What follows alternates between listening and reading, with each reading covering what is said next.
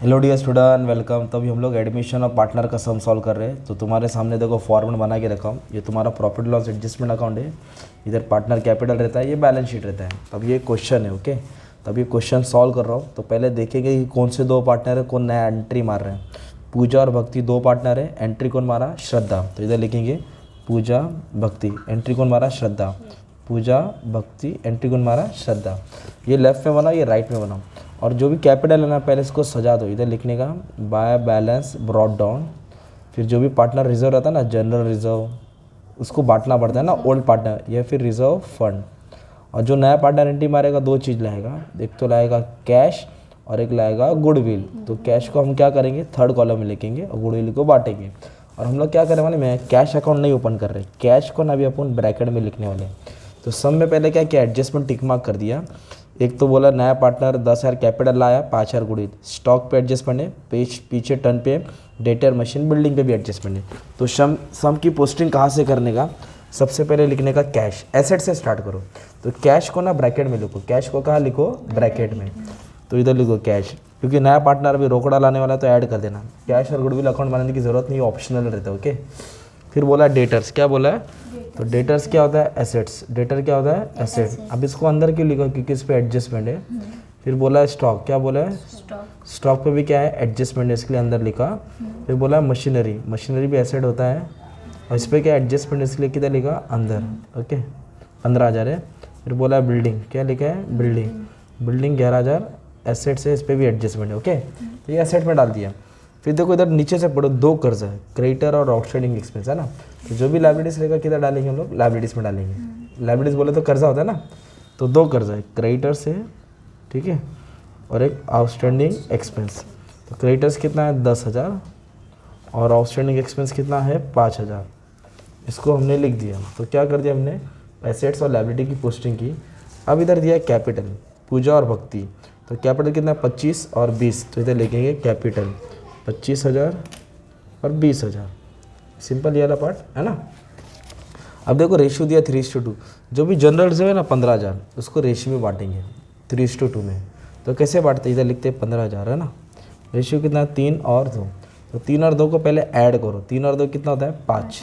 तो इसको इससे डिवाइड करेंगे तो कितना आ जाएगा, 3,000। कितना आएगा, फिर इसको इससे क्या करना है, मल्टीप्लाई करना है। 3 3 9 और 3 2 6, मतलब इसको 9,000 मिलेगा और इसको कितना मिलेगा, 6,000। तो हमने क्या किया मालूम है, जो 15,000 है ना, उसको 3:2 में बांटा। वैसे प्रॉफिट एंड लॉस को बांटते हैं और रिजर्व फंड को बांटते हैं, ठीक है। तो ये सम का तुम्हारा कॉलम बन गया।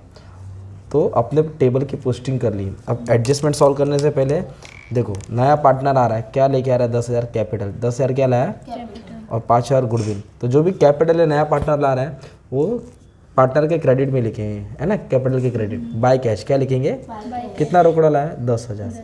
तो क्रेडिट में लिखा। तो पैसा आ रहा है कि जा रहा है, आ रहा है। तो 10,000 क्या करेंगे, ऐड करेंगे। 10,000 क्या करेंगे, ऐड। थर्ड कॉलम में लिख के ऐड करेंगे, ऐसा रहता है। फिर गुडविल कितना लाया है, 5,000। तो गुडविल को डिस्ट्रीब्यूट करेंगे ओल्ड पार्टनर में, ओल्ड रेशियो में। तो इससे 5 को डिवाइड करेंगे, एक आएगा, मतलब 3,000 2,000 कितना आएगा। तो गुडविल को जब रेशियो में बांटा 3,000 और 2,000, और गुडविल का भी अमाउंट ऐड कर देंगे। गुडविल का भी अमाउंट, अगर रेस बोला रहेगा तो अलग से लिखते हैं गुडविल अकाउंट। अभी कुछ बोला नहीं, इसलिए कैश में ऐड कर दिया। अब इसको ऐड करेंगे तो कितना होगा, ये 37 होएगा और ये 42। तो ये हो गया तुम्हारा, हाँ, ये 42 हो जाएगा, ठीक है। हाँ, अब इसके बाद क्या है मालूम है क्या, तो कैश जो लाया उसको थर्ड कॉलम में लिखा और ऐड किया, और गुडविल को रेशियो में बांट के ऐड किया, ओके। अब इसके बाद बोला स्टॉक को रिड्यूस करना है। रिड्यूस का मतलब होता है कम हुआ, मतलब डेप्रिसिएशन हुआ 10%। तो क्या करना पड़ेगा, माइनस करना पड़ेगा। तो किस पे कम करेंगे, स्टॉक पे ना। तो 10% कितना आ जाएगा, 1,200, ओके। एक जीरो छुपा देंगे तो 10% आएगा। और आपको मालूम है एसेट्स में जो भी माइनस करेंगे हम लोग, है ना, एसेट्स में जो भी माइनस करेंगे, दूसरा पैक प्रॉफिट एंड लॉस के डेबिट में। तो इधर हम लोग लिख देंगे, क्या लिख देंगे मालूम है क्या, टू स्टॉक कितना कम हुआ, 1,200। सिंपल। इधर माइनस किया था, इधर इफेक्ट आता है, अगर प्लस होता तो क्रेडिट में आता।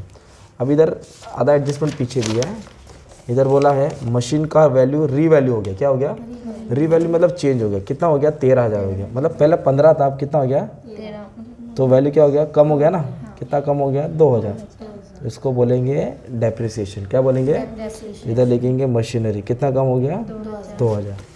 फिर इधर बोला है बिल्डिंग की वैल्यू अप्रिशिएट हुई 25%, कितनी परसेंट? 25%। तो बिल्डिंग पे 25% बढ़ाना पड़ेगा, तो फिर ऐड करेंगे, क्या करेंगे? ऐड। तो 25% ऐड करेंगे ना कैलकुलेशन करके, तो इतना अमाउंट आएगा, कितना आएगा? 2750, कितना आएगा? 275। है ना, क्योंकि 10% 1100, 11 11 22 और ये बाकी का अमाउंट ऐड कर दिया, तो ऐड करके इतना अमाउंट आ जाएगा, ठीक है। और ऐड क्यों क्या? क्योंकि इनकम हो रहा है ना, फ़ायदा हो रहा है, तो फ़ायदा हो रहा था किधर आएगा? क्रेडिट में। इधर लिखेंगे बाय बिल्डिंग, कितना वैल्यू बढ़ा? 2750।